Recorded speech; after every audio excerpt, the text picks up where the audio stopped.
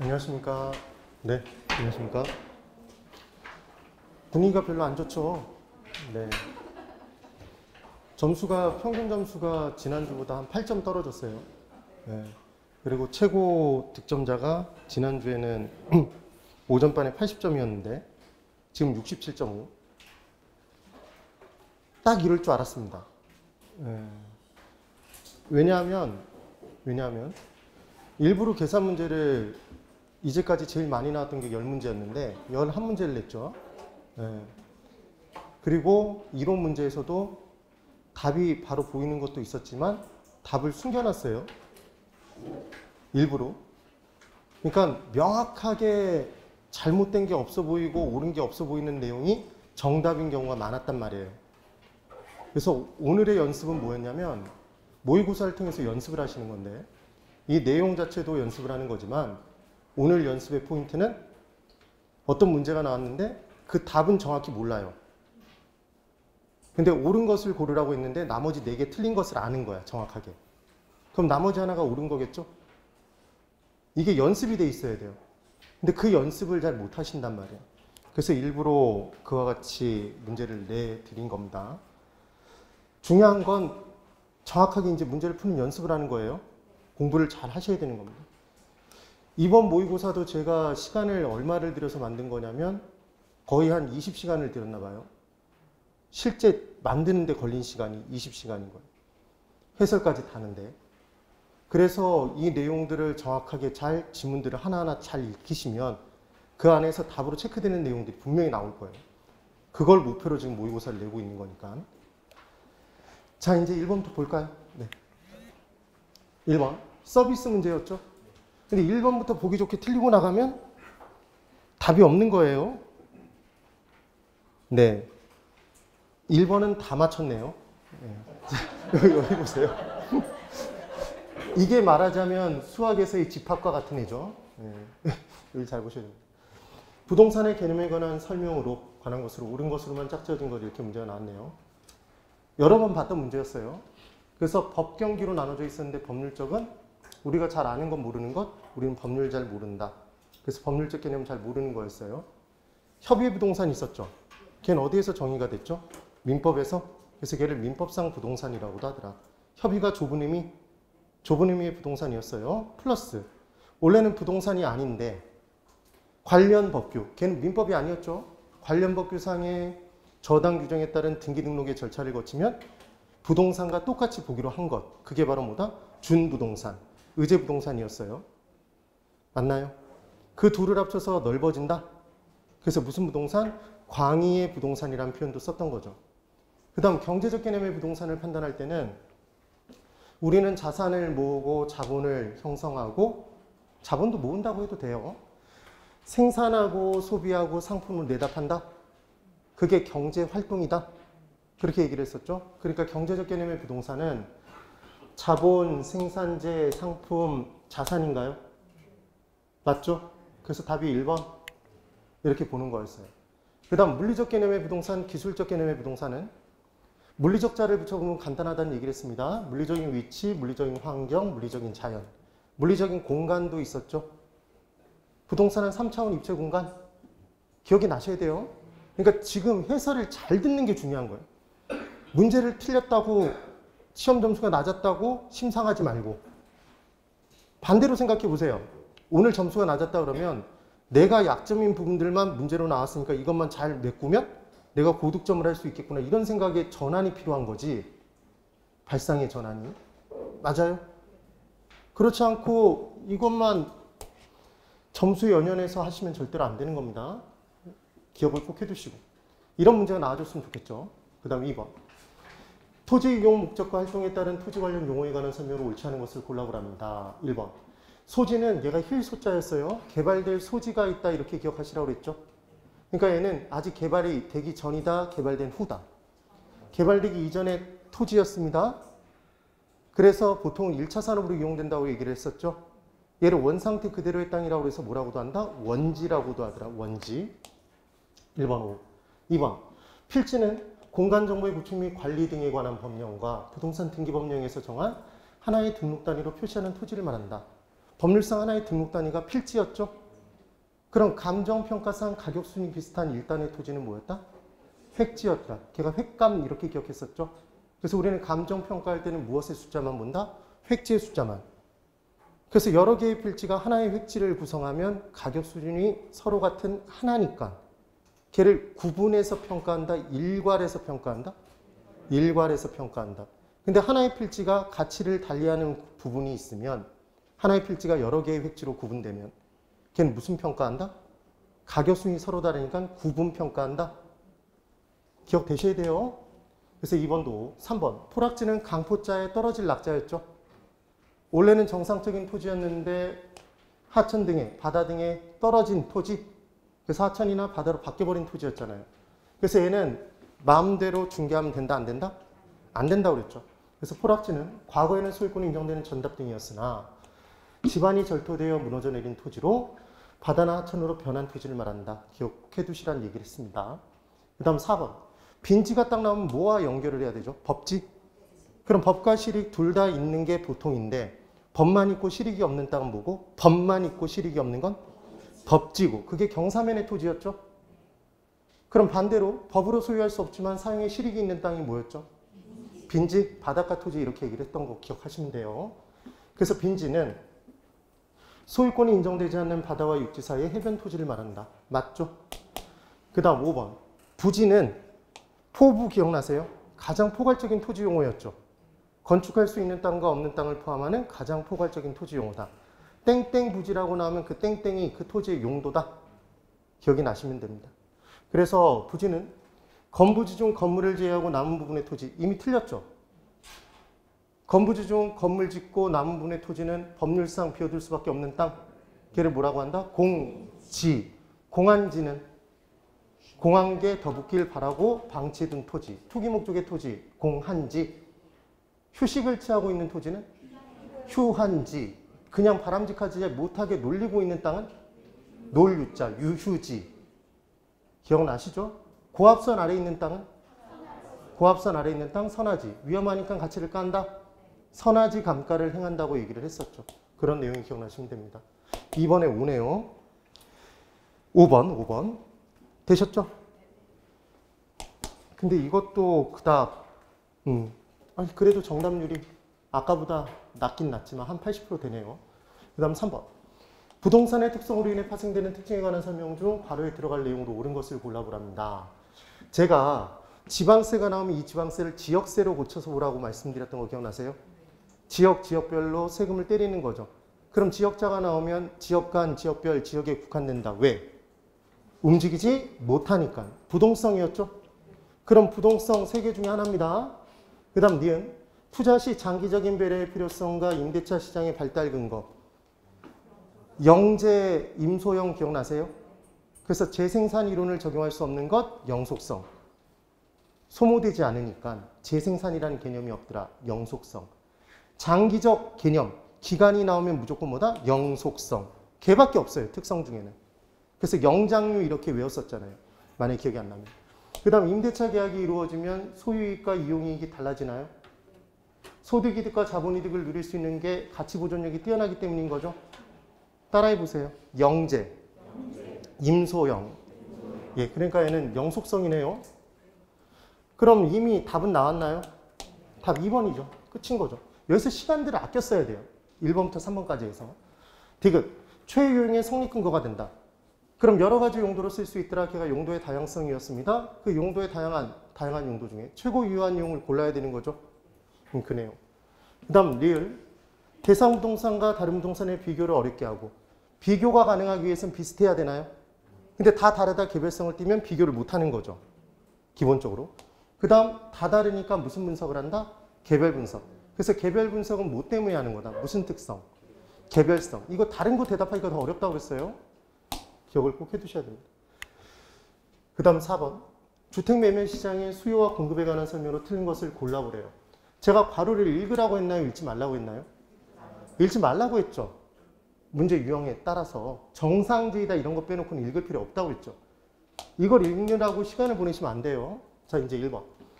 주택의 수요와 공급이 모두 증가하게 되면 그러면 얘를 딱 보자마자 수요 공급이 모두 증가했다. 왼손 올리고 오른손 올리는데 얼마만큼 올려야 될지 모르죠. 이게 돼야 된다고요. 그럼 초과를 알 수 없으니까 가격의 변화는 알 수 없다가 되고, 수요 증가, 거래량 증가, 공급 증가도 거래량 증가. 그럼 증가니까 거래량은 빼도 박도 못하게 증가. 맞죠? 기억을 해주셔야 돼요. 1번 O. 2번. 주택 공급의 가격 탄력성이 완전 탄력적인 경우에, 그럼 완전 탄력적이면 얘는 뭐죠? 수직? 수평선. 얘를 그려놓고, 그러면 상하 변화가 없다? 가격은 불변이죠. 량의 변화는 커요, 작아요? 좌우 변화는 양, 상하 변화는 가격. 기억하시죠? 그럼 수요가 감소하면 초과 공급이네요. 그럼 원래 가격은 하락해야 되는데 가격은 변한다, 변하지 않는다? 변하지 않고 감소니까 거래량 감소. 끝. 이렇게 바로 판단이 돼야 된다는 얘기죠. 얘를 죽어라고 쳐다보는 게 아니라. 그 다음 3번. 주택 수요의 가격 탄력성이 완전 비탄력적인 경우. 그럼 얘는 뭘 그리고? 수직선을 그려놓고 칠판이 쪽. 이걸 아직도 헷갈려서 못 풀면 안 돼요.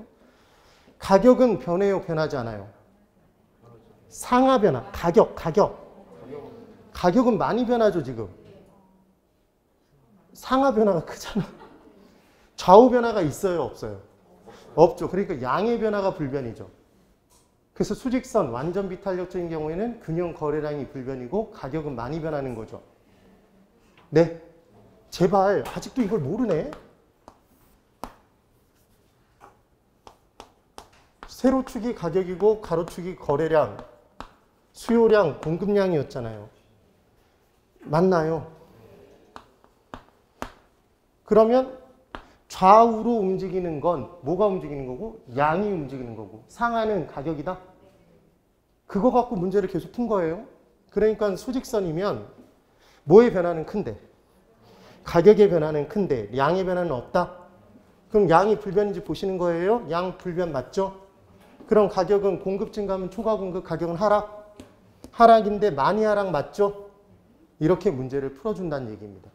그 다음 4번. 주택 수요가 증가하면 주택 공급이 탄력적일수록 이렇게 나오면 이렇게 뽑으라고 했던 거 기억나세요? 얘는 실은 한 줄 수평선은 아니고 이렇게 돼 있는 거죠. 굵기가 사실은 얘기하면 이런 거지. 됐나요? 그러면 얘는 가격 변화가 아예 없어요? 작게 일어나요? 가격은 작게 변하는 거고 양의 변화는 크게 나타난다? 그래서 수요가 증가하면 여기서 출발이니까 초과 수요. 가격은 뭐하고? 상승인데 더 작게 상승 맞나요? 가격 변화 작죠? 그럼 얘가 더 탄력적이 되면 더 이렇게 늘어나겠네요? 맞아요? 지금 그 얘기인 거죠. 균형 거래량은 더 많이 증가한다? 얘 증가한데 많이 증가 맞잖아요. 좌우 변화가 크니까. 그려보면 바로 나온다 그랬죠. 그 다음 5번. 임대주택의 공급이 수요에 비하여 더 비탄력적인 경우에 지금 뭐가 더 비탄력적이랍니까? 공급이 더 비탄력적이래요. 그럼 공급자가 힘이 더 약하죠. 그럼 공급자가 더 많이 부담하나요? 공급 비용의 증가, 조세의 전가의 정도는 수요와 공급의 상대적 탄력성의 크기에 따라 달라진다. 그게 기억이 나시면 되죠. 그래서 보유세가 증가하면 이 공급 비용, 보유세가 증가된 만큼 임대인 입장에서는 공급 비용이 증가한 것이니까 자기 혼자 부담하고 싶어 한다? 떠넘기고 싶어 한다? 떠넘기고 싶어 하는데 뭐의 상승으로 떠넘긴다? 가격의 상승, 임대료의 상승으로 떠넘기는 거죠. 누구에게? 수요자, 임차인에게 떠넘기는데 이때 공급이 더 비탄력적이니까 많이 떠넘긴다, 적게? 적게 떠넘기는 거죠. 그러니까 가격의 상승은, 임대료 가격의 상승은 더 많이 나타난다, 더 적게? 더 적게 상승하겠죠. 이게 틀린 거죠. 네. 그러니까 여기서 물어본 건 뭐냐면 공급 비용의 증가는 뭐의 상승으로 이루어진다? 뭐의 상승? 가격의 상승? 맞아요. 가격의 상승, 임대료의 상승으로 떠넘기는 거죠. 만약에 기억 안 나시면 생각해 보세요. 설탕을 파는 회사가 있는데 사탕수수 가격이 올라갔어요. 그럼 원자재 가격이 올라갔죠. 그럼 공급 비용이 증가했잖아요. 그럼 그 공급 비용 증가된 만큼을 수요자에게 떠넘기고 싶어 해요? 자기 혼자 그냥 부담해요? 수요자에게 떠넘기고 싶어 하죠. 그럼 별도의 명세서를 보내서 떠넘긴다고 그랬어요? 가격의 상승으로 떠넘겨요? 가격의 상승으로 떠넘기죠. 됐어요? 그러니까 가격이 상승된 만큼 누구에게 부담시킨 거다? 수요자에게 전가시킨 거네요.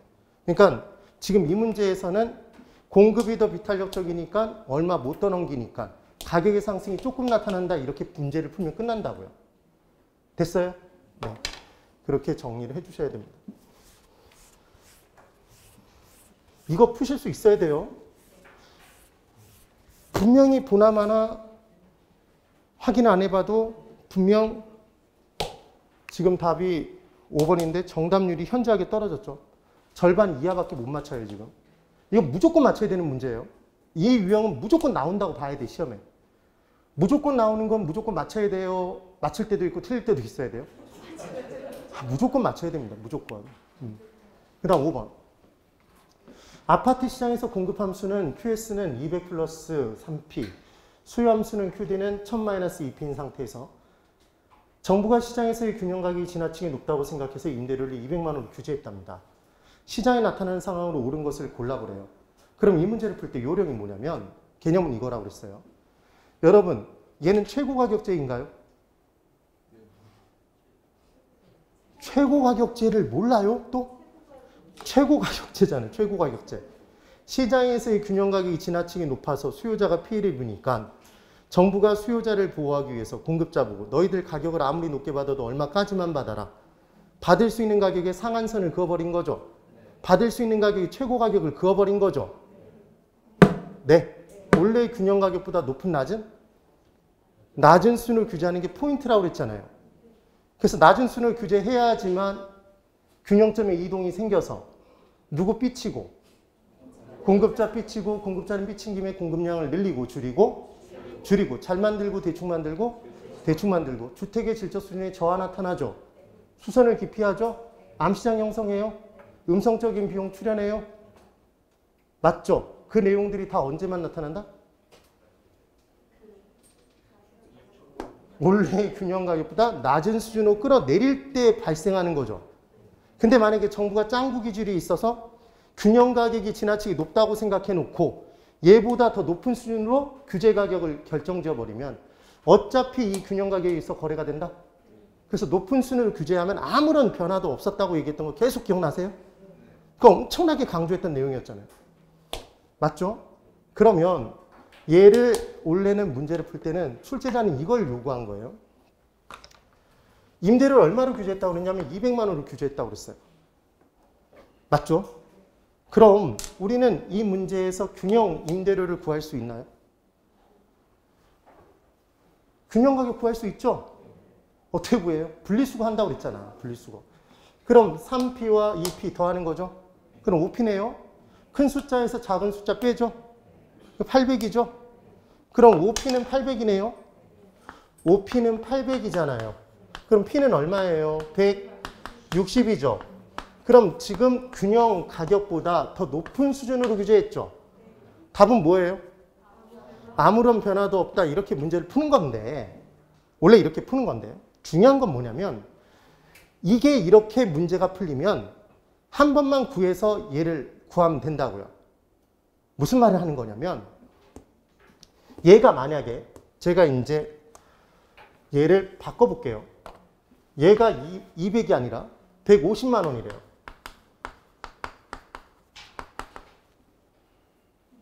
그러면 우리는 이 문제를 풀 때 이제 어떻게 풀어야 되냐면 먼저 균형 가격을 구했죠. P를 구했더니 160이에요. 균형 가격이. 근데 얼마로 규제했어요? 150만 원으로. 맞게 규제했죠. 그럼 시장에서 초과 수요가 나타나요? 초과 공급이 나타나요? 가격이 끌어내려지면 낮은 가격에는 사겠다는 사람 늘고 팔겠다는 사람 줄어서 초과 수요가 발생한다고 그랬죠. 그때 수요와 공급이 상대적으로 수요와 공급이 탄력성이 크면 클수록 가격의 하락에 따라 수요량 더 많이 늘고 공급량 더 많이 감소하니까 초과 수요 더 많이 커진다. 엄청나게 강조했던 내용이잖아요. 그러면 이 문제에서 초과 수요가 얼마가 되는지를 찾기 위해서는 대입시켜 봐야 되죠. 이 금액을 여기다 대입을 시켜야 될 거잖아요. 그래야 각각 공급량과 수요량이 나올 거니까. 그럼 또 한 번 풀어야 되죠. 초과 수요라면 낮은 수요는 규제했다면 그럼 시간이 부족해요, 부족하지 않아요? 부족하단 말이에요. 그래서 이 문제를 푸는 요령이 뭐냐면 이렇게 푸는 거예요. 균형 가격을 구하지 않는 게 이 문제의 포인트입니다. 이 문제 풀이. 보통 이렇게 안 풀어요. 다 구하는데 아까 풀었듯이 푸는데 제가 풀라는 대로 풀어보시라고요. 무조건 이 수치를 규제 임대료가 있으면 얘를 P 대신에 대입하세요. 뭐 대신에 대입한다? P 같은 내 돈이잖아요. P 대신에 이 금액을 대입시키는 거예요. 그럼 얘를 대입시키면 3 곱하기 200이죠. 그럼 600에 200을 더하니까 800이네요. 맞아요.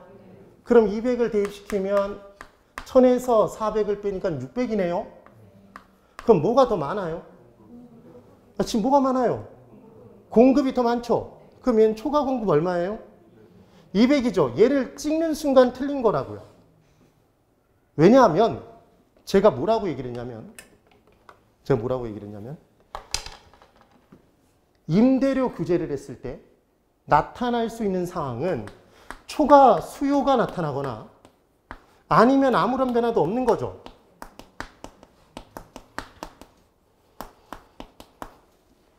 맞아요?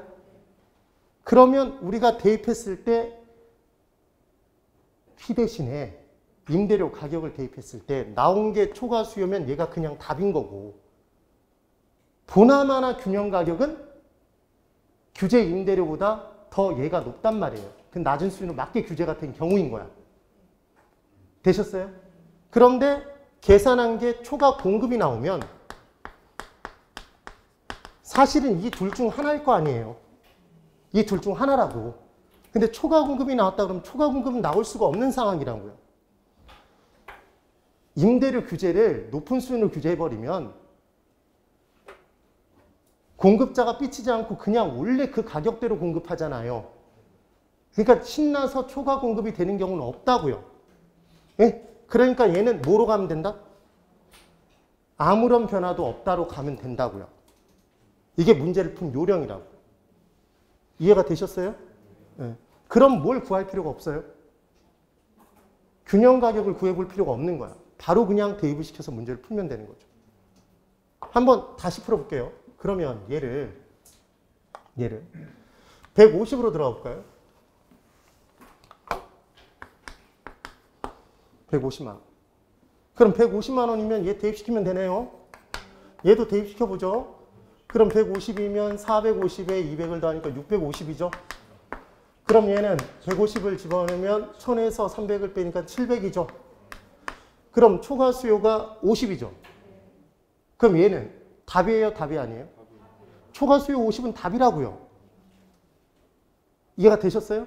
근데 계산된 게 초과 공급으로 나오면 초과 공급이 답이 아니라 아무런 변화도 없다로 가라고. 그게 문제를 푼 요령이라고. 됐죠? 반드시 기억하셔야 돼요. 안 그러면 이거 시간 부족해서 문제 못 풀어요. 그 다음 6번. 응용을 시켜봤어요. 이제까지 계속 가격이 변함에 따라 가격 탄력성이 먼저 곱하고 소득 변화율이 얼마인가 이 문제를 풀어봤었는데 이 문제 풀 때 자 여기 보세요. 제가 지난주에 뭘 강조했냐면 가격에는 뭘 곱하고? 가탄을 곱하고 소득에는 뭘 곱하고? 소탄을 곱하고 소득 탄력성을. 맞아요. 그 내용 기억나시면 된다고 그랬어요. 그때 다 곱하는 건데 수요량이 계산됐을 때만 걔는 나눠준다고 그랬죠. 나머지 이용 안 한 애로 나눠주면 된다. 그게 순화식? 순화였어요. 순화. 그러면 이 문제를 제가 암산으로 풀어볼게요. 여기 잘 보세요. 전 이걸 이렇게 푼다고요. 어느 지역의 아파트에 대한 수요의 가격 탄력성 0.6, 소득 탄력성 0.5. 그러니까 눈을 크게 뜨고 얘를 이렇게 바로 바라볼 수 있어야 돼요. 가격 탄력성, 소득 탄력성을 줬구나. 소득 변화율을 줬구나. 그럼 소득 변화율 어디에 곱해요?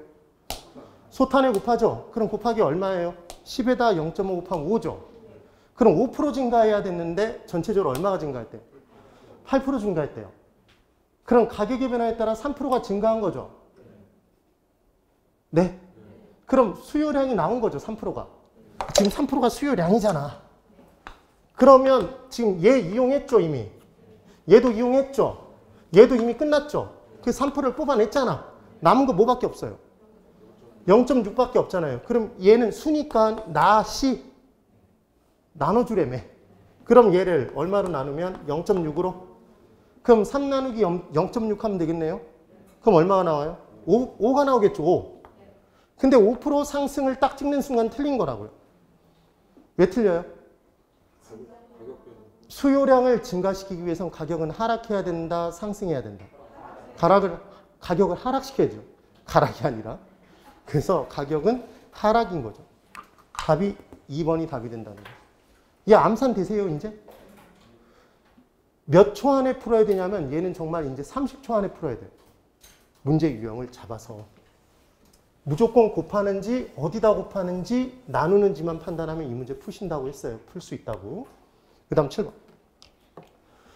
주거분리와 직주분리를 헷갈려 하시기 때문에 얘를 섞어서 문제를 내본 거죠.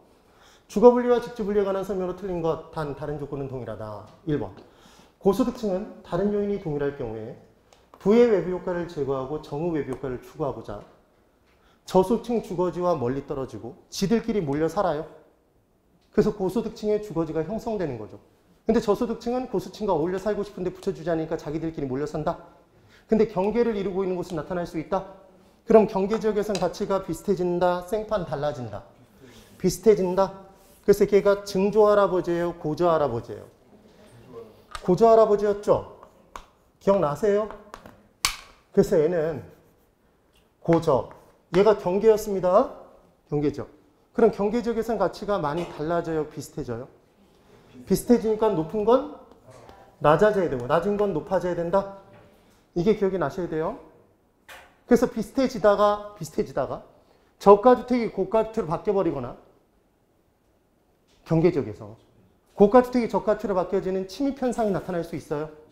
그래서 아예 다른 형태로 바뀌어지는 결과물이 나올 수 있다고 그랬죠. 그게 천이 계승이죠. 근데 침입은 침입으로만도 끝날 수 있다고 그랬죠. 그런 내용이 기억나시면 돼요. 그래서 경계지역의 고가주택은 잘 보세요. 이제 헷갈리면 안 돼요. 옆에 있는 저가주택의 무슨 외부 효과로? 마이너스 부의 외부 효과로. 할인거래돼요? 할증거래돼요? 할인거래되죠. 마이너스는 할인이잖아. 그럼 경계지역의 저가주택은 옆에 있는 고가주택의 무슨 외부 효과로? 정의 외부 효과로.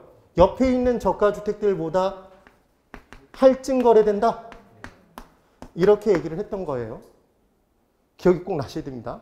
그럼 원래는 수선을 하면 이 수선에 들인 비용이 있고 이 수선으로 인한 가치 상승분이 있을 거예요. 그럼 기본은 들인 비용만큼 가치가 상승하게 돼 있어요. 500의 비용을 들였으면 500만큼 가치가 상승하는 거야. 그런데 이제 경계지역의 고가주택 같은 경우에는 다른 고가주택들보다 옆에 있는 저가주택이 무슨 외부 효과로? 부의 외부 효과로 가치 상승분을 끌어내려 버리겠죠. 그러니까 얘가 가치 상승분이 400이 된단 말이에요. 무슨 외부 효과가 발생해서? 부의 외부 효과가 발생하니까 들인 비용보다 가치가 덜 상승하는 거죠. 그럼 뭐가 더 커요? 얘는 비용이 더 크잖아. 그럼 수지가 맞아요, 안 맞아요, 지금? 수지 안 맞으니까 이 수선이라는 행위를 해요, 안 해요? 얘 안 하겠죠. 그럼 수선을 점점 깊이 하니까 질적 수준이 향상돼요, 저하돼요? 저하되니까 상향력과 하향력가? 하향력가 지속되겠죠. 기본은. 됐나요? 그럼 얘는 가치가 뒤로 빠졌으니까 전진했어요, 후진했어요?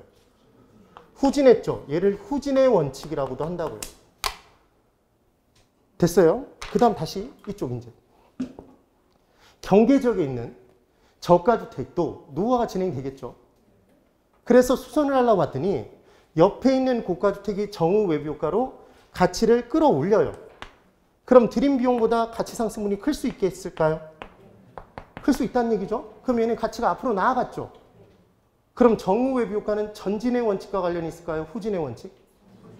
전진의 원칙? 그럼 얘를 어떻게 외워야 되는지 느낌이 팍 오죠. 바꿔놓으면 틀린 게 느껴지잖아. 우, 타 보이잖아요. 네. 지금 그 얘기란 말이에요. 그럼 얘는 가치 상승분이 더 크니까 이 수선을 하겠네요. 적절한 수선이 이루어져서 얘는 뭐로 바뀔 가능성이 있다? 고가주택으로 바뀔 가능성이 있는 거죠. 질적 수준의 향상이 나타나니까 걔는 무슨 여가? 질적 수준이 올라가는 건 상향, 떨어지는 건 하향 여가. 이렇게 얘기했던 게 기억이 나시면 됩니다. 됐죠? 네. 그래서 지금 1번을 틀렸다고 잡아내진 않았을 거예요. 보통 2번이 함정으로 파해져서 할증 할인을 바꿔서 틀린 문장이 답으로 나오죠. 근데 얘를 지금 맞게 해놓은 거죠. 2번. 고소득층 주거지와 저소득층 주거지가 인접한 경우에 경제지역 부근의 고소득층 주택은 할인 거래되어 할증? 이 문제 풀 때 무조건 이렇게 푸시라고 그랬잖아요. 고소득층 주택 경계지역이다 그러면 얘는 반대로 마이너스 쳐놓고 문제를 풀고 저소득층 주택 플러스 쳐놓고 문제를 푸시면 된다고 그랬죠. 그러면 얘가 할인 거래되는 게 보이죠. 그럼 저소득층 주택은 할증 거래되는 거 보이죠. 이렇게 문제를 풀어야 돼요. 안 그러면 헷갈려요. 놓칠 수 있다고. 그 다음 3번. 경계지역의 고소득층 주택은 옆에 있는 저소득층 주택의 부의 외부 효과 맞죠? 일반적으로 수선 비용보다 가치 상승분이 더 커지죠? 맞아요? 틀리죠? 지금 얘가 가치 상승분이 더 적게 나타난다고 그랬잖아. 무슨 외부 효과가 발생했으니까? 부의 외부 효과 무슨 원칙? 후진의 원칙에 따라 들인 비용보다 가치 상승분이 작죠? 그래서 적절한 수선이 이루어지지 못하게 되는 거죠. 지금 왜 3번이 틀렸는지 이해되셨죠? 그 다음 4번. 도심에 직장을 두고 외곽에 주택을 두는 것을 직주분리라고 하며 그 원인으로는 도심의 집가가 지나치게 높아서 외곽으로 빠져나갔죠. 외곽으로 빠져나가도 교통발달에 따라 출퇴근 가능하니까 외곽으로 빠져나갔죠. 도심의 환경이 악화되니까 쾌적성을 추구하고자 외곽으로 빠져나갔죠. 정책적 배려에 따라 외곽으로 빠져나갔죠. 신도시 개발 등에 따라. 맞아요. 그게 직주분리잖아요. 그러니까 지금 다 맞는 내용이죠. 그 다음 5번. 직주분리의 결과로, 그러니까 문제에서 이 원인과 결과를 바꿔서 문제 낼 수 있는 거죠. 그럼 직주분리의 결과로 도심안 가운데는 밤만 되면 텅 비어요. 잠자로 외곽으로 가니까. 그래서 도심 공동화 현상, 그 모양이 도넛 닮았다? 도넛 현상. 다 똑같은 얘기죠. 그럼 외곽에는 잠만 자는 도시가 형성되네요. 얘를 뭐라고 해요? 외곽의 침상 도시와 베드타운이 형성된 거죠. 그럼 외곽의 집가는 올라가나요? 외곽의 집가 상승. 그러면 얘는 외곽의 집가가 상승하면 도심의 집가가 그대로 유지가 돼도 도심 집가의 상대적 하락이라고 얘기할 수도 있다. 격차가 줄었으니까.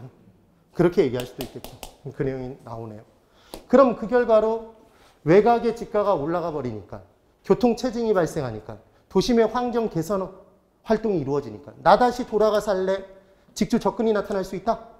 근데 들어가 봤더니 여전히 집가 수준이 높으니까 주택이 단층으로 지어진다, 고층으로. 고층. 그래서 도심 주택의 고층화는 직주 접근의 원인이다, 결과물이다. 결과물. 그 내용도 기억나시면 되죠. 그래서 사실은 3번 보기의 내용을 잘 못 들어봤더라도 1번, 2번, 4번, 5번이 명확하게 틀린 걸 우리가 공부를 강조하면서 했었기 때문에 찾아내시라는 얘기였어요. 그 다음 8번. 부동산의 경기순환과 변동에 관한 설명으로 옳은 것을 골라보랍니다. 단 다른 조건은 불변이다. 함정이 조금씩 있죠. 자, 1번. 부동산 경기 변동은 일반적으로 부동산은 짓는 데 시간이 걸리니까 주기가 좀 더 길어요. 진폭도 크다고 그랬죠. 그럼 주기가 2배 정도 길다고 했어요. 일반 경기 주기보다 길면 맞네요. 정점은 낮고 저점이 높으면 얘는 진폭이 큰 거예요? 작은 거예요? 진폭이 작다라고 지금 함정판 거죠. 그러니까 정점은 높고 저점이 낮아야. 지금 무슨 말이냐면 정점이 더 높아지고 저점이 더 낮아야 진폭이 큰 거죠. 진폭이 더 큰 거잖아요. 그런데 뭐라고 얘기를 했냐면 정점은 더 낮고 저점은 더 높다 그러면 진폭이 작은 거잖아. 그래서 X라고. 실제 출제를 이런 식으로 했던 거죠. 그래서 1번은 틀렸고 2번. 111 부동산 정책 경기 변동. 정책이니까 정책은 예측할 수 없었죠. 그래서 무슨 변동이 맞아요? 무자유적 변동 맞는데 이걸 보면서 쓱 지나가죠. 여기 뭐라고 돼 있어요? 주기적 변동이 아니라 비주기적 변동이죠. 여기서 틀렸잖아요. 근데 우리는 머릿속에서 이미 이쪽을 보기로 마음 먹은 거죠. 보통 그렇게 문제를 풀어서 틀린단 말이에요. 예.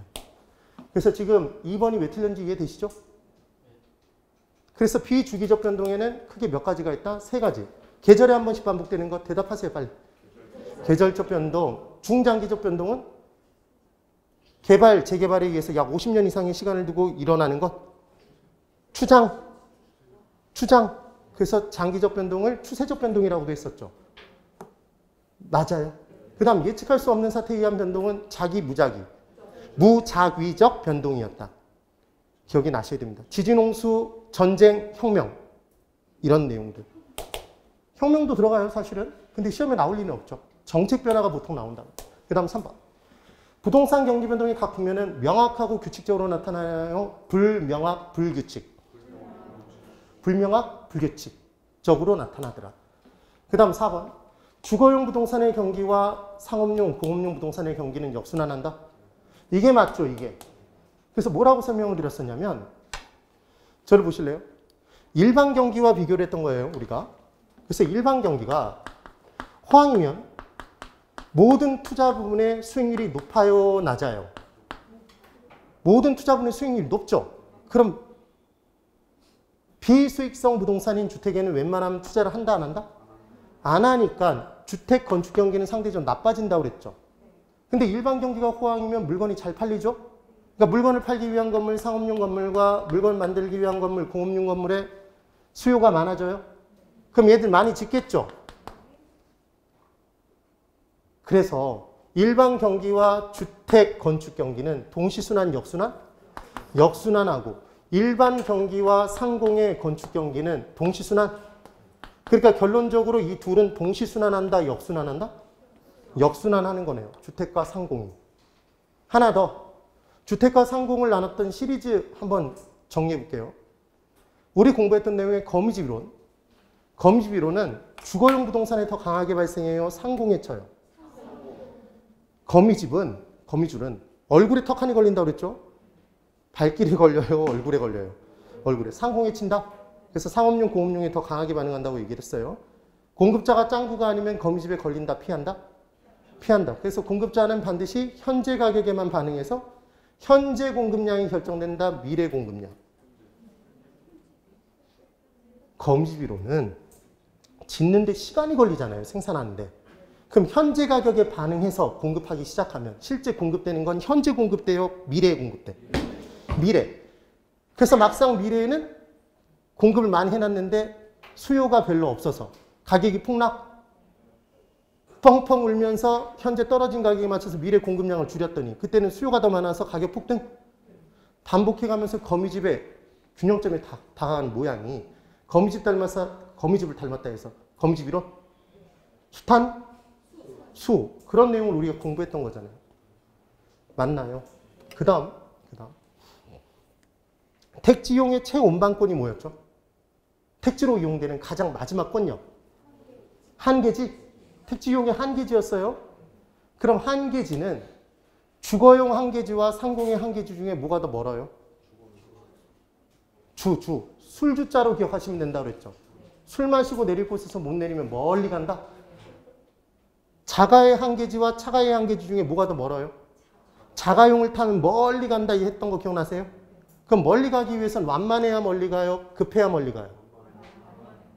자, 급하면 얼마 못 가죠, 지금. 옆으로 얼마 못 가잖아. 완만하면 멀리 가죠. 사람도 성격이 완만해야 멀리 가죠. 예. 자, 그네요. 그래서 지금 답은 몇 번? 4번. 4번이 맞죠, 지금? 그 다음 5번. 상향시장에서 직전 국면보다 매수인 중시 경향이 강화된다 이렇게 나왔어요. 이 문제 시리즈. 자, 들어갑니다. 거기 해설 다 달아놨어요. 상향시장 가격 상승 하락. 가격 상승. 초과 수요, 초과 공급. 초과 수요. 그럼 서로 사기 위해 경쟁하는 시장에서 누가 힘이 세다? 공급자. 반대편 사람이 힘이 세다고 그랬어요. 공급자 매도인 중시 경향. 근데 매수인이라고 했으니까 X네요. 또 하나. 얘는 직전 거래 가격이 새로운 거래 가격의 상한가예요, 하한가예요? 뭐 그려보면 되신다고 그랬죠? 가격이 올라가고 있으면 이렇게 그리라고 그랬죠? 그럼 기존 가격이 제일 높아요, 낮아요? 낮죠. 하한가죠. 들어갑니다. 이렇게 정리가 꼭 되셔야 돼요. 그래서 부동산 경기 변동은 주기적 변동에 비주기적 변동이 한데 어우러져서 단순 명료 복잡 다양? 복잡 다양하게 나타나는 경기 변동이 되더라. 그렇게 얘기를 했었습니다. 그 다음 9번. 이 문제에서 분명히 1억 6천 찍고 틀리신 분들이 있어요. 지금 이 문제에 뭐라고 나왔냐면 정보 가치를 계산하는 문제가 아니라 개발 정보를 통해서 최종적으로 누릴 수 있는 초과 이윤은 얼마입니까? 이렇게 나왔죠. 그럼 최종적으로 누릴 수 있는 초과 이윤이라는 것은 그 정보를 입수하는 데 들이는 비용을 지불한 이후에 최종적으로 누릴 수 있는 초과 이윤인 거죠. 그러니까 정보 가치 구한 다음에 뭐 빼란 얘기예요, 지금. 정보 비용 빼면 이 초과 이윤이 나오는 거잖아요, 최종적인. 그럼 이 문제를 딱 받아들자마자 뭐 하라고 그랬죠? 여기까지는 잘 적던데 차, 안됨, 할인. 여기까지 적어놓고 못 풀어요. 그래도 대단한 발전이잖아요. 여기까지 적은 게 얼마야? 그러면 얘를 제가 찍을 때 어떻게 차를 뽑으라고 했냐면 6억 500이죠. 그럼 여기에 공 하나 숨어 있는 거 맞아요? 얘 36300이죠. 그럼 뒤에 00은 칠 필요 없다고 그랬죠, 제가. 그럼 얘를 뺄 때 605 마이너스 363 해주시면 되죠. 그럼 얘가 242가 뜨네요. 그리고 안 될 확률을 구해야 되는데 항상 얘는 될 확률이니까 100에서 빼서 80을 구한 거죠. 그럼 0.8을 곱했어요. 그 다음 할인을 해주는데 요구 수익률이 얼마니까? 10%니까 얘 1.1로 나누죠. 110% 된 금액이니까 1.1로 나눠야 되잖아요. 몇 번? 2번. 이거 놓치지 않아야 되죠. 그러면 나누기 1.1 나누기 1.1 해주시면 된다고 그랬죠. 이걸 1.1에 2승을 계산기로 두들기는 것보다 2번 나누는 게 훨씬 쉽다고 그랬어요. 나누면 얼마가 나와요? 16이 나오죠. 수치가. 그럼 1억 6천일 거잖아요. 1억 6천에서 얼마를 빼면 개발 정보를 입수하기 위한 비용 6천을 빼면 답은 얼마? 1억이죠. 네. 이렇게 함정을 파면 난이도가 올라가 버린단 말이에요. 주의를 꼭 해두시라는 얘기입니다. 차 안됨 할인을 꼭 할 수 있어야 돼요. 제가 제발 빵빵빵빵빵 이런 거 두들기지 말라고 그랬어요. 10번. 다음 입지이론에 관한 설명으로 옳은 것을 골라보랍니다. 1번. 레일리의 소매 인력 법칙이죠, 여러분. 뉴턴의 만류 인력 법칙에서 나온 인력 법칙과 관련된 상권 분석 이론이 세 가지가 있었죠. 첫 번째로 나온 게 레일리의 소매 인력 법칙. 철도 레일은 두 쪽. 그래서 얘는 오로지 두 도시 사이에서만 적용이 가능하다. 이 레일과 레일 사이에 장애물이 있으면 철도가 열차가 다닐 수 없다고 그랬죠. 그래서 장애물이 있어야 된다, 없어야 된다? 없어야 된다. 그래서 얘는 인력은 끌어당기는 힘은 크기에는 비례하고 반비례하고 크기에는 비례하고 거리의 제곱에는 반비례한다. 그냥 무조건 거리의 제곱에 반비례였죠. 크기 인구수에는 비례인 거고. 그래서 두 도시가 있는데 한 도시가 더 커요. 한 도시가 더 커. A와 B 중에 A가 더 커. 그럼 중간에 있는 사람들을 어디가 더 많이 끌어당겨요? A가 더 많이 끌어당기는 거죠. 그러니까 당연히 분기점은, 상권의 분기점은 큰 도시 A 쪽에 가까이 위치해요? 작은 도시 쪽에 위치해요? 작은 도시 쪽에. 그래야 작은 도시 쪽에 있는 사람도 A 도시 쪽으로 물건 사러 온다는 얘기잖아. 그걸 안 헷갈리면 된다고 그랬어요. 그런데 레일리의 소매인력 법칙이 경계 분기점을 바로 계산을 못하니까 바로 계산하기 위해서 나온 내용이 누구예요? 콤파스죠. 이렇게 돌리는 게. 컨버스의 분기점 이론. 그래서 큰 도시의 면적을 무조건 작은 도시의 면적으로 나눠버리면 걔는 무언가의 제곱으로 나온다. 그럼 그 무언가의 제곱에서 4면 2제곱이니까 2만 끄집어내서 1만 친구, 2를 더해서 두 도시 사이의 거리를 나눠주면 작은 도시까지의 경계 지점으로부터의 거리가 나온다. 작은 도시로부터 경계 지점까지 거리가 나왔죠. 그래서 큰 도시의 거리를 구할 때는 전체 거리에서 구한 거리를 빼주면 되더라. 되셔야 됩니다. 그 다음 이제 허프의 확률 모델이 나왔던 거 기억나세요? 그럼 허프의 확률 모델은 두 도시 사이에서만 적용이 가능하다, 여러 도시에 적용이 가능하다. 여러 도시. 그럼 도시가 100개가 돼도 적용할 수 있나요? 각각의 도시의 유인력만 구한 다음에, 근데 그 도시의 유인력을 구하기 위해서는 세 가지가 주어져야 되죠. 그 도시의 크기와 그 도시까지의 거리와 그 거리까지 가는데 드는 마찰계수. 이때 마찰계수의 값은 편의품일수록 마찰계수를 높게 적용해요, 낮게 적용해요? 자, 마찰이라는 것은 내가 받아들이는 정도를 얘기하는 거예요, 고객이. 그럼 내가 물건을 살 때 편의품은 말 그대로 가까운 곳에서 그냥 사는 건가요? 근데 그 편의품을 사러 가는데 그 위에 뭔가 마찰이 커. 거리도 멀고. 그럼 그 마찰이 크게 느껴져요, 작게 느껴져요? 내가 이거 사러 이렇게 고생을 해야 돼, 이 생각이 들잖아. 그러니까 편의품일수록 마찰계수의 수치가 높단 말이에요. 이해가 되셨죠? 근데 전문품을 사러 가. 그럼 그때는 좀 더 좋은 걸 사야 되죠? 노력을 아끼지 않고. 그러니까 그걸 사기 위해 들이는 노력이 마찰이 크게 느껴져요, 작게 느껴져요? 작게 느껴지죠, 상대적으로. 그래서 전문품일수록 고가인 재화일수록 마찰계수를 높게 적용해요, 낮게? 편의품일수록 저가인 제품일수록 마찰계수가 크게 적용되는 거죠. 맞나요? 그래서 그 상점의 크기와 그 상점까지의 거리와 마찰계수만 알면 그 상점의 유인력 구할 수 있고, 그럼 상점이 100개가 돼도 걔들을 다 더해서 전체를 만들고, 우리가 가고자 하는 상점의 유인력을 분자로만 올리면, 알고 싶은 건 무조건 분자로 올린다고 그랬죠? 그 상점에 가서 물건 살 확률이 나온다? 그러면 보세요. A 상점이 있고 B 상점이 있고 C 상점만 있어요. C만 있어, 이렇게. 그때 A를 갈 확률이 있겠죠? 그럼 얘들을 다 더해놓고 A를 위로 올리면 되잖아. 그런데 이때 상점 하나가 추가로 발생이 됐어요. B 상점이 생겼대. 그럼 A에 갈 확률은 늘어요, 줄어요?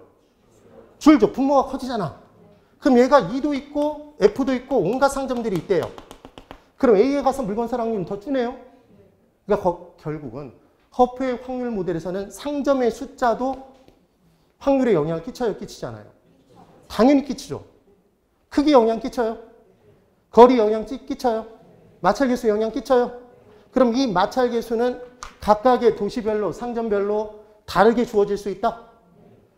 그래서 오늘 시험 문제에서 1과 2로 다르게 준 거죠. 근데 아무 생각 없이 2로 다 집어넣으신 분들이 있을 거라고. 그게 함정이었단 말이에요. 그래서 출제자로서 기쁜 경우는 그 함정에 여지없이 빠질 때 기쁘겠죠. 근데 저는 단순한 출제자가 아니라 여러분들을 가르쳐주는 강사 입장이니까 속이 타요. 빠지네 이런 생각이 드는 거죠. 자, 그래서 중요한 건, 자, 저 보세요. 레일리의 소멸력 법칙과 허프의 확률 모델은 둘 다 거리의 마찰계수 승수에 반비례한다 그러면 O예요, X예요? X죠. 레일리의 소멸력 법칙은 거리의 제곱이고, 허프의 확률 모델은 거리의 마찰계수 승수의 반비례인 거죠. 네. 무조건 제곱이 아니라고, 둘 다. 다르잖아요. 네. 그러니까 허프의 확률 모델은 마찰 관계를, 장애물 관계를 고려했네요. 두 도시 사이에서만 적용할 수 있는 게 아니라 여러 도시도 적용 가능하네요. 그러니까 레일리의 법칙에 수정된 모델인 거지. 그럼 질문. 확률은 분수예요? 수학이에요? 그래서 중력 모델은 다 수학적 분석 기법인 거예요. 그럼 그때 나온 확률은 실제 매상고예요? 실제 확률이야? 이론적인 확률이야? 이론적인 매상고를 구하는 거죠.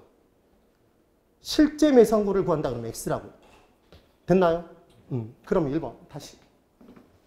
레일리는 두 중심지가 소비자에게 미치는 영향력의 크기는 두 중심지 사이의 크기의 반비례가 아니라 비례. 이미 틀렸죠. 거리 제곱의 반비례. 1번 X. 2번.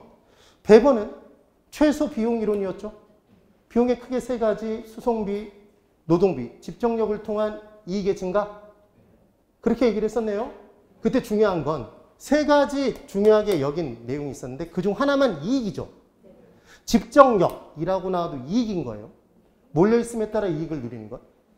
그럼 비용은 작은 게 좋아요?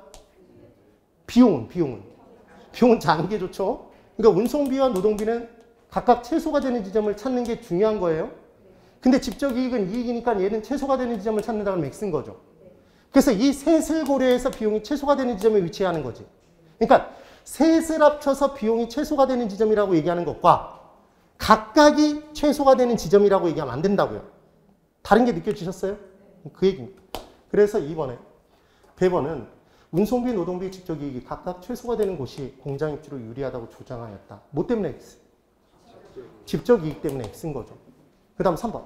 컨버스는 경쟁 관계에 있는 두 소매시장 간 상권의 경계지점을 확인할 수 있도록 소매 중력 모형을 수정하였고 경계 지점은 큰 도시 쪽에 가까이 위치해요? 작은 도시 쪽에 위치해요? 작은 도시 쪽에 위치해서 생각해 보세요. 큰 도시와 작은 도시가 있는데 이렇게 이미지를 떠올려 보는 거예요. A가 있고 B가 있어요. 요만해. 그럼 A가 잡아당기는 힘이 훨씬 크잖아요. 그럼 이제 A가 잡아당기는 힘이 크니까 이렇게 될까요? 상권의 분기점이. 그럼 A가 어마어마하게 커. 그럼 얘 딱 달라붙겠죠? 다 A로 갈 거 아니야. 그러니까 어떻게 생각하시면 되냐면 반 잡아놓고 크기가 똑같으면 반일 텐데 경계가. A가 크면 클수록 작은 도시 쪽에 있는 사람들도 어느 쪽으로 간다? A 쪽으로 가서 큰 도시 쪽으로 가서 물건을 구매할 확률이 높다? 지금 다 그 얘기인 거잖아요. 그러니까 이 경계 지점은 어느 쪽에 위치한다? 작은 도시 쪽에 위치하는 거죠. 큰 도시가 아닌 거예요. 정말 클래식한 문제인 거예요. 이 부분에. 그 다음 4번. 허프는 소비자가 특정 점포를 이용할 확률은 소비자와 점포와의 거리 따진다고 그랬죠. 경쟁 점포의 수 따지죠. 수가 많아지면 많아질수록 확률을 준다고 그랬어요. 경쟁 점포의 수가 줄어들수록 그 해당 점포에 가서 물건 살 확률은 높아지겠죠. 너무 당연한 얘기죠. 면적에도 영향을 받나요?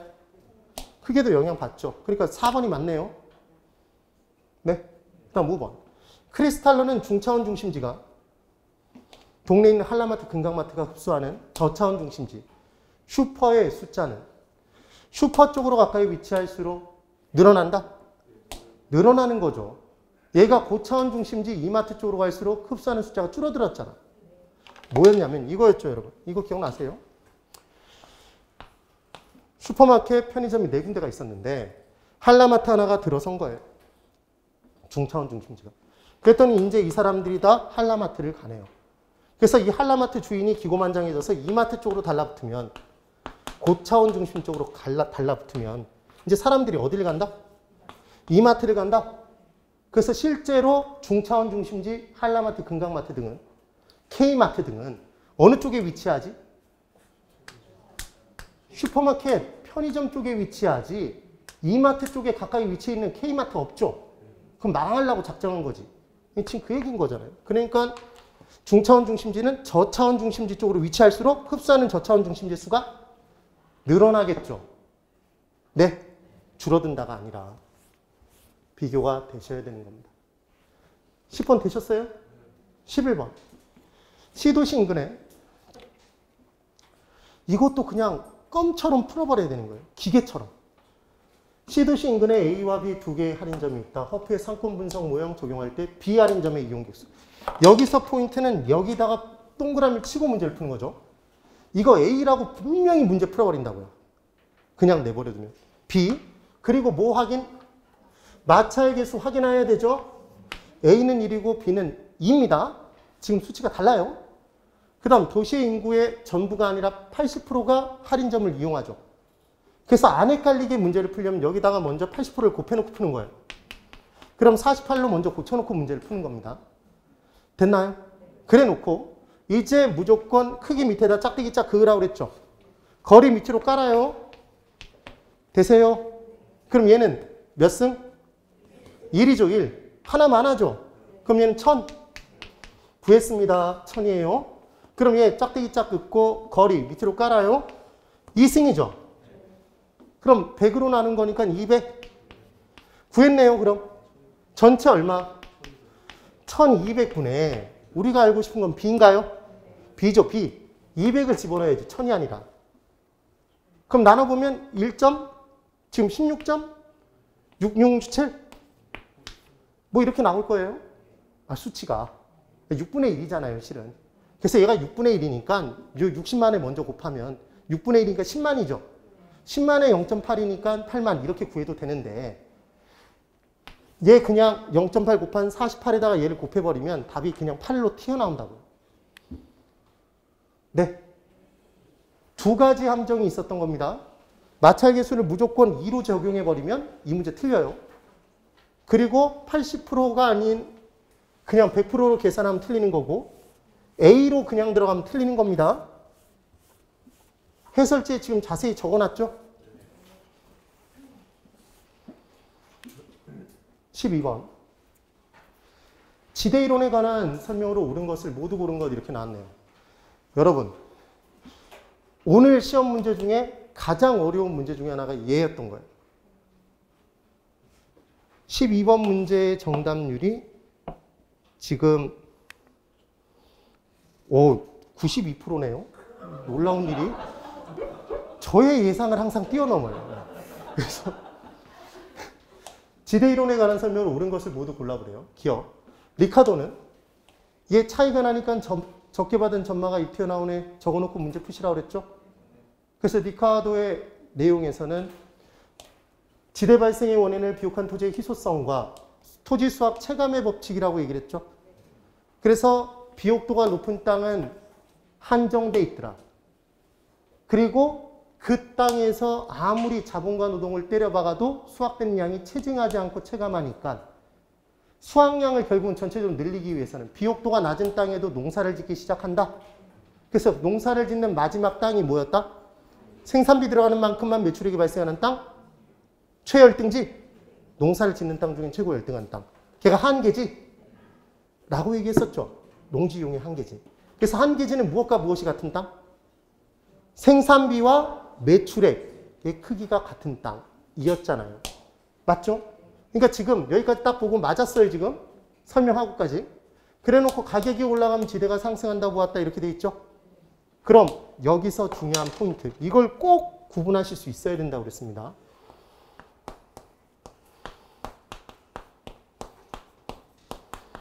여러분, 비용이 올라가면 가격은 올라가요, 올라가잖아요? 그냥 상식선상에서 대답해 보세요. 공급자는 만드는데, 공급하는데 드는 비용이 증가하면 손해를 볼 수는 없으니까 당연히 얼마 이상은 가격으로 받으려 든다? 비용 이상은 이 비용 속에 뭐가 포함되어 있다? 공급자의 정상이윤 포함되어 있다고 그랬죠? 그래서 정상이윤도 누리지 못한다 그러면 걔는 기본적으로 다 X였잖아요. 그래서 효율적 시장 이론에서 강성 효율적 시장에서는 초과이윤은 물론이거니와 정상이윤도 다 못 누린다 그러면 걔는 X였죠. 뭐는 누린다? 정상이윤 누렸잖아요. 다시 지역지구제를 실시하면 사후적 독점자는 초과이윤은 물론이거니와 정상이윤도 누리지 못한다? X였죠. 뭐는 누린다? 정상이윤은 누리는 거예요. 그래요? 네. 그러면 비용이 올라가면 당연히 가격은 올라갑니까? 맞죠? 그럼 결국 비용은 가격을 결정하는 요소인가요? 가격을 결정하는 요소잖아요. 그 말이 결국 가격을 결정하는 요소라는 게 비용이란 얘기죠. 비용이 생산비죠. 맞나요? 그럼 지대가 올라가니까 가격이 올라간다 그러면 이 말은 지대를 뭐로 본 거예요? 비용, 생산비로 본 거죠. 이게 무슨 이론이에요? 마르크스의 절대지대설이죠. 그래요? 그러면 가격이 올라가면 지대가 올라갔다 이렇게 얘기를 하면 얘는 팔고 받은 금액 가격에서 생산비 빼면 지대라는 거죠. 그래서 가격이 올라가니까 남는 게 커졌다. 얘는 잉여로 본다. 얘는 생산비를 안 본 거죠. 그러니까 뭐만 딱 기억해 두면 되냐면 지대가 올라가서 가격이 올라갔대요. 무언가가 올라가서 가격이 올라갔대. 판매 가격이. 그럼 그 무언가는 생산비인 거잖아요. 네. 반대의 경우는 생산비가 아닌 거고. 지금 그게 이 문제의 포인트라고요. 그럼 지금 가격이 올라가면 남는 게 커져서 지대가 상승한 거 맞나요? 생산비는 동일한데 남는 게 커진 거죠. 네.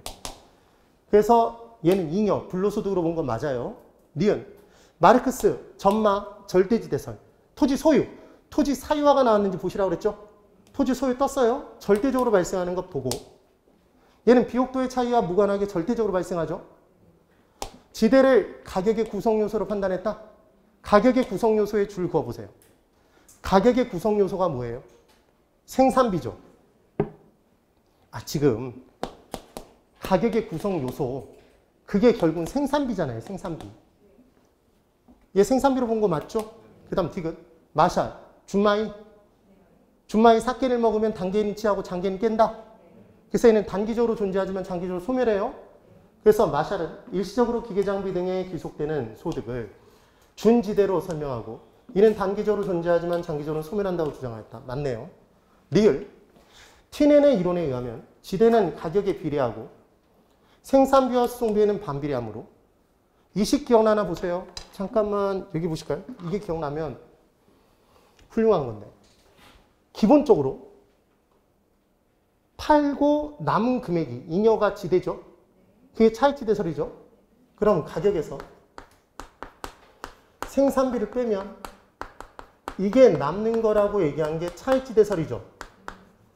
그런데 이때 티넨이 어떻게 그 자리에서 그대로 팔려면 시장까지 날라와야지. 그래서 중앙에 시장이 하나밖에 없는 나라를 가정했죠. 티넨의 고립국이론, 농업입지론, 모든 서양입지 이론의 시초. 그래서 여기서 수송비까지 빼면 그게 남는 거라고 얘기한 게 이게 티넨의 입지교차 지대설, 위치 지대설이었습니다. 그럼 결국 토지 임대료는, 자 생각해 보세요. 토지 임대료는 토지의 유용성에 따라 달라져요. 유용성이 큰 토지는 임대료가 높고, 유용성이 떨어지면, 쓸모가 떨어지면 임대료가 낮잖아요. 그러면 그 토지에서 발생되는 매출액이 크면 지대는 올라가요? 네. 그 토지에서 생산되는 생산물 가격과는 비례하죠. 그래서 플러스잖아 지금 이 앞이.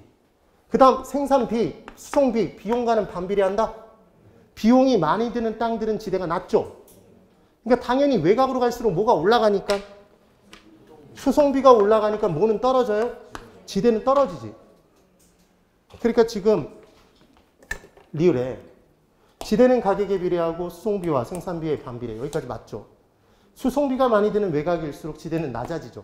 그런 거 다 떠나서 수송비가 많이 드는 외곽, 그것도 다 떠나서 외곽의 지대가 높아요? 외곽의 지대는 낮잖아요. 집가도 낮고. 지금 그 얘기잖아요. 그래서 도심은 다 높다? 외곽은 다 낮다? 그게 기억이 나야죠. 그 다음 미음. 알론소는 입찰지대란. 그러니까 지금 이미 답은 나왔나요? 기억, 니은, 디귿이 다 맞죠? 리을은 틀렸어요. 그러니까 지금 리을 들어있는 애들 지워버리고, 답은 3번이겠죠. 지금. 그 다음 미음. 알론소는 입찰지대란 토지 이용자가 지불하고자 하는 최대 금액, 입찰 경쟁을 붙인 거죠. 그래서 제가 뭘 강조했었냐면, 경쟁이라는 단어가 뜨면 뭐는 빵? 초과 이윤은 빵이 된다고 얘기했던 거 기억나세요? 초과 이윤 때문에 경쟁이 발생하고, 경쟁의 결과 뭐는 소멸한다? 초과 이윤은. 그러니까 입찰지대는 뭐가 빵인 지대? 초과 이윤이 빵인 지대지 1인 지대가 아니었잖아요. 이걸 0인데 1로 고쳐내는 문제가 두 군데 하나 더 있죠. 하나. 그게 뭐예요? 크리스탈로의 중심지 이론에서 최소 요구치. 해당 점포가 유지되기 위해서, 해당 중심지가 유지되기 위해서 최소한대로 올려야 될 매출의 규모. 그래서 최소 요구치는 수요가 수요 수준이 1이 되는 지점이다, 0이 되는 지점이다?